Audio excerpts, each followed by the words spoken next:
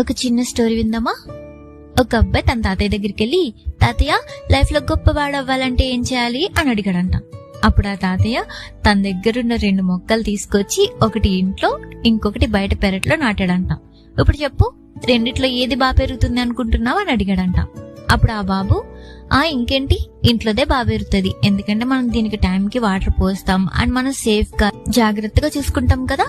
కానీ బయటదైతే ఎప్పుడు ఏ యానిమల్స్ వచ్చి తినేస్తాయో తెలీదు, ఎండకి ఎండాలి, వానికి తడవాలి, అందుకని బయటదేం పెరగదు అని చెప్పి ఫారెన్ వెళ్ళిపోయాడంట. తర్వాత 3 years తర్వాత తిరిగి వచ్చాడంట. అప్పుడు ఆ తాతయ్య ఆ చెట్టు దగ్గర తీసుకెళ్లాడంట.